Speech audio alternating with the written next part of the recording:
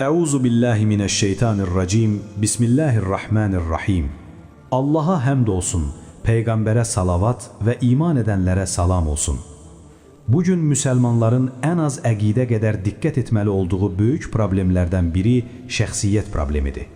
Bugünün ən böyük problemi namaz qılanların az olması və ya İslam şuuru olan insanların az olması deyil. Əksinə, belə insanlar çoxdur. Lakin İslami şəxsiyyət və möhkəm xarakter sahibi olan müsəlmanlar barmaqla sayılacaq qədər azdır. İnsanlar çox vaxt birinin şəxsiyyətini görünən bəzi əməllərə görə qiymətləndirirlər. Adamın mədrəsə oxuması, çox namaz qılması, gecə namazı qılması, elm öyrətməsi və ya elm öyrənməsi. Bu kimi əməllər bəzən bir insanı etibarlı saymaq üçün kifayət hesab edilir. Lakin yalnız zahirdə görünən bu əməllərə əsaslanmaq müsəlmanları çox vaxt aldatmışdır. Buna görə də müsəlmanlar dəfələrlə eyni yerdən zərbə almışlar. Güvəndikləri insanlardan yenidən və yenidən məyus olmuşlar. Bir insan yalan danışır və sonra bu yalanına başqalarını da şahid tapır. Daha da pisi odur ki, illərlə İslami ortamda olan bəzi müsəlmanlar bir müsəlman haqqında deyilən yalanı həqiqətin nə olduğunu araşdırmadan yayırlar. Halbuki Peyğəmbər sallallahu aleyhi və səlləm buyurmuşdur.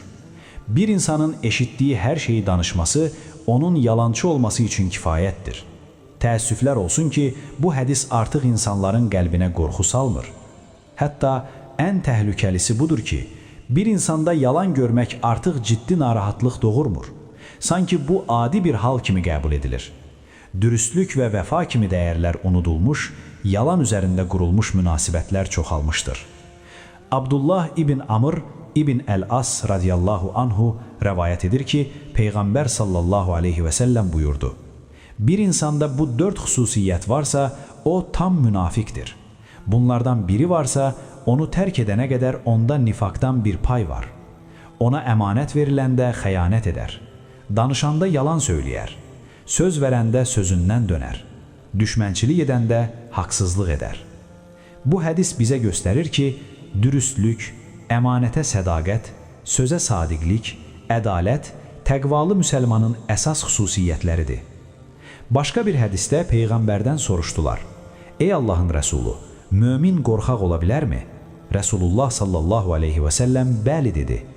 Mömin xəsis ola bilərmi? Bəli dedi. Bəs ya Rasulallah, mömin yalançı ola bilərmi? Allah Rəsulu sallallahu aleyhi və səlləm xeyr dedi. Bu hədis bizə göstərir ki, qorxaqlıq, xəsislik insanın zəif tərəfləridir.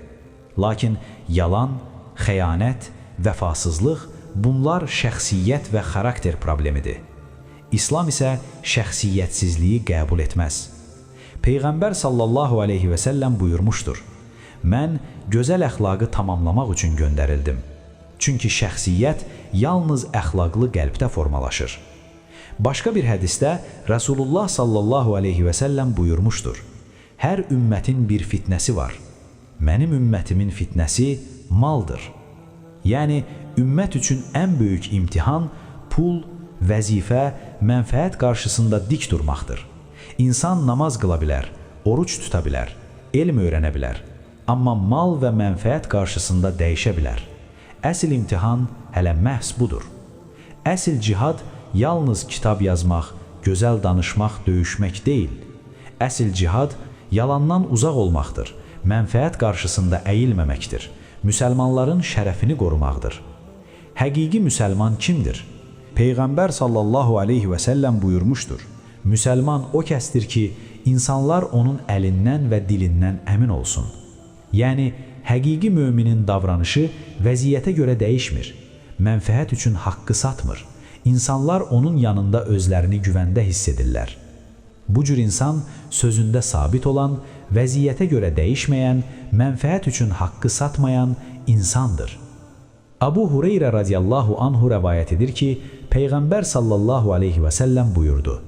Müflis kimdir bilirsinizmi? Səhabələr dedilər. Malı və pulu olmayan. Peyğəmbər sallallahu aleyhi və səlləm buyurdu. Mənim ümmətimin müflisi o kəsdir ki, qiyamət günü namaz, oruc və zəkatla gəlsin. Lakin buna söyüb, buna iftira atıb, bunun malını yiyib, bunun qanını töküb, buna zülm edib. O zaman savabları həmin insanlara verilər. Savabları bitərsə, onların günahları ona yüklənər və sonra cəhənnəmə atılar. Bu dərsimizin əsas məqsədi budur ki, insan bilməlidir. Din təkcə namaz qılmaq, oruç tutmaq və ibadətləri yerinə yetirməkdən ibarət deyil. Din eyni zamanda insanın xarakteri, əxlaqı və şəxsiyyətidir. Çünki insanın həqiqi dindarlığı ibadətlərində deyil, insanlarla olan münasibətində, dürüstlüyündə, ədalətində və əmanətə sədaqətində ortaya çıxır. Zahiri ibadətlər insanı aldatmamalıdır. Bir insan namaz qıla bilər, saqqal saxlaya bilər, dindən danışa bilər, amma o bunları etməklə yanaşı xarakteri pis biri olmuş ola bilər. Əsl mömin yalan danışmaz, əmanətə xəyanət etməz, sözündən dönməz, istər kiçik, istər böyük olsun, hər bir məsələdə ədaləti qoruyar. Həmçinin istər avamı olsun, istər alimi olsun, istər elm tələbəsi olsun, bu ümmətin ən böyük imtihanı pul, vəzifə və mənfəət qarşısında imanı qorumaqdır. Çünki insanın həqiqi şəxsiyyəti məhz belə anlarda ortaya çıxır. Haqq zərərinə olsa belə onu demək, mənfəət üçün ədaləti satmamaq və insanların əlindən və dilindən əmin olduğu bir mömin olmaq həqiqi İslam şəxsiyyətinin göstəricisidir.